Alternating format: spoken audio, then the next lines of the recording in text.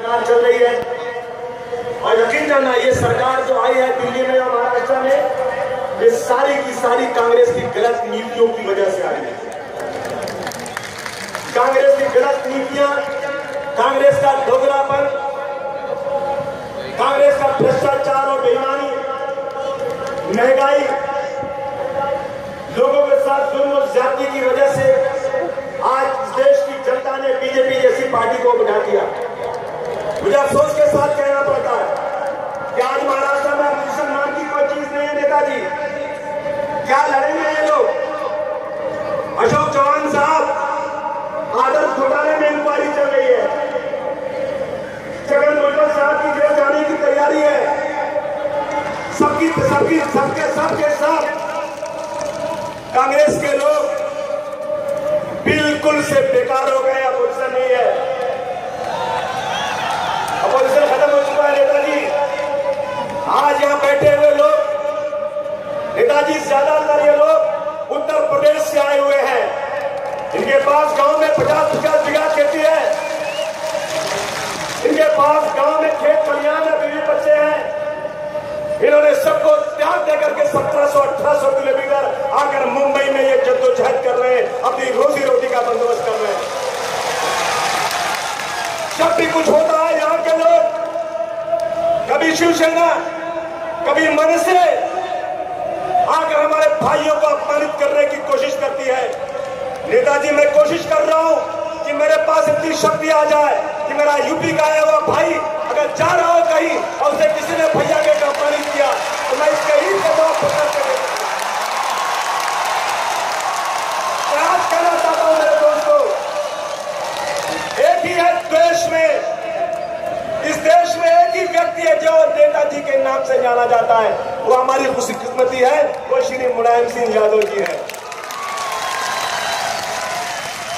मेरे यूपी के भाइयों, जिस तरह तुम आजमगढ़ में, जिस तरह तुम इलाहाबाद में, जौनपुर में, उत्तर प्रदेश के किसी जिले में गले में गमोछा डाल करके, कान में उंगली डाल करके बिरहा गाते हो और आराम से घूमते हो, किसी से डरते नहीं हो, उसी तरह से मुंबई में रहना। मुंबई किसी के बाप की जागीर नहीं है।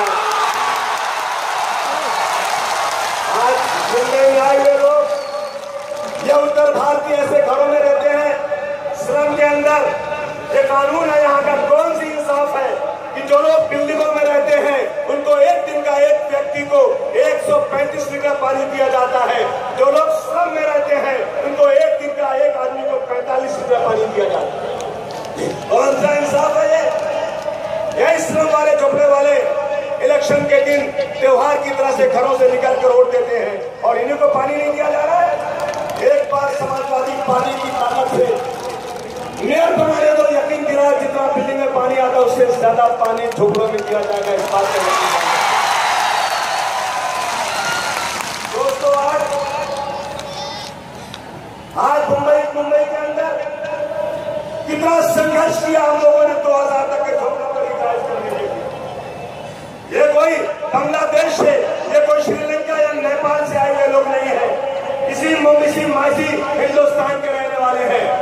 सरकार की पूरी जिम्मेदारी है कि सरकार इनको रहने के लिए घर दे, लेकिन सरकार जब घर नहीं देती तो बेचारे ऐसा घर बनाते हैं।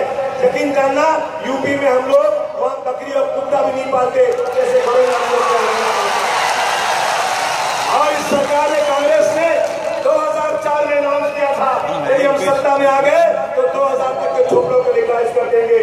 यकीन करना, मलाड से लेकर गोरेगांव तक 10 किलोमीटर पैदल चली समाजवादी पार्टी और सड़क से लेकर के संसद तक चिल्लाया हम लोगों ने, तब जाकर 2000 तक के झोपड़े को इन्होंने लीगलाइज किया है।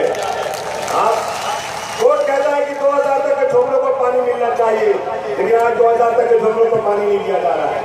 आज देश में हालत खराब है। दोस्तों, मैं नेताजी का स्वागत इसलिए करना चाहता हूँ, यकीन जाना कश्मीर से कन्याकुमारी तक अगर कोई व्यक्ति सचमुच आज सांप्रदायिक शक्तियों से लोहा ले रहा है तो उसका नाम है श्री मुलायम सिंह यादव जी।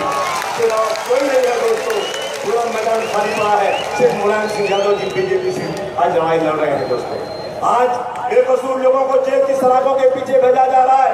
मैं कहता हूं कि यदि कोई व्यक्ति आतंकवादी है उसकी लाश को कुत्ते को दे दो, हम कहीं बोलेंगे नहीं, चाहे कोई भी व्यक्ति हो तो क्या हुआ। लेकिन आज बेकसूर मुसलमानों को जेल की सलाखों के पीछे डाला जा रहा है, जानबूझकर डाला जा रहा है। 20-20 साल तक, 10-10 साल तक जेल में पड़े हैं, उसके बाद बेकसूर हो जाते हैं, उनका 10 साल कौन लाकर वापस देगा। नेताजी इसके ऊपर पार्लियामेंट में बहस होना चाहिए और इंसाफ मिलना चाहिए बेकसूरों के साथ जो हो रहा है। आज याद रखना दोस्तों, आजादी की लड़ाई इस मुल्क में हिंदू और मुसलमान, सिख और ईसाई ने एक साथ लड़ी। जब गुलिस्तान को खून की जरूरत पड़ी, सबसे पहले गर्दन हमारी कटी। अब ये कहते हैं हमसे, ये अहले चमन, ये हमारा चमन है, तुम्हारा नहीं। ये आरएसएस के लोग जिनका आजादी में कोई योगदान नहीं है, जो लोग इस देश को तोड़ देना चाहते हैं, जो लोग इस देश को धर्म के नाम पर अलग कर देना चाहते हैं। नेताजी एक लड़ाई लड़ी गई थी इस देश में आजादी की, दूसरी लड़ाई देश को बचाने के लिए, देश के संविधान को बचाने के लिए हम लोगों को लड़नी पड़ेगी, ताकि साम्प्रदायिकता इस देश में खत्म हो जाए। समाजवादी पार्टी ये चाहती है, हमारे नेताजी ये चाहते हैं कि हिंदू और मुसलमान में कोई अंतर ना हो। हिंदू भाई मंदिर में जाए, मुसलमान मस्जिद में जाए, दोनों की शक्ल एक है, दोनों का रहन सहन एक है, दोनों का कपड़ा पहनने का ढंग एक है। वो मंदिर में जाए, वो मस्जिद में जाए, लेकिन दोनों भाई भाई की तरह से देश में रहे। ये समाजवादी पार्टी का मैसेज, ये मैसेज लेकर आपके बीच में आए हैं। ध्यान रखना दोस्तों, हम आपसे कहना चाहते हैं, मैं खास तौर से मुसलमानों से कहना चाहता हूँ, इस भीड़ का फायदा लेकर कहना चाहता हूँ, अगर मुसलमानों को कोई इस मुल्क में अमन चैन से रहना है तो अपने पड़ोसी को, चाहे वो हिंदू हो या मुसलमान, उसके साथ अच्छा व्यवहार करके उसको भाईचारगी का पैगाम देना पड़ेगा। आज से कितने मुसलमान हैं, हाथ उठाकर मुझे वादा करो, ये पैगाम है मुलायम सिंह यादव जी का कि तुम्हारा धर्म तुमको दोबारा, लेकिन अरे हिंदू और मुसलमान के नाम पर हम कभी भी आपस में बात नहीं करेंगे। एक छोटी सी बात कहकर बात खत्म करूंगा दोस्तों। नेताजी के सामने कहता हूँ, माने में बम ब्लास्ट हुआ था, 32 लोग नमाज पढ़कर मस्जिद से बाहर नहीं निकले, उनकी बदन के टुकड़े टुकड़े हो गए। एटीएस ने इंक्वायरी किया, 9 मुसलमान पकड़ा है, मस्जिद में ब्लास्ट और 9 मुसलमान गिरफ्तार। लोगों को शक हुआ कि ये मुसलमान पढ़ा लिखा, मौलवी, डॉक्टर, इंजीनियर, ये कैसे मस्जिद में ब्लास्ट करेगा? अगर ये बदमाश है, गुंडा है, टेररिस्ट है, तो ये मंदिर में करेगा, मस्जिद में तो नहीं करेगा।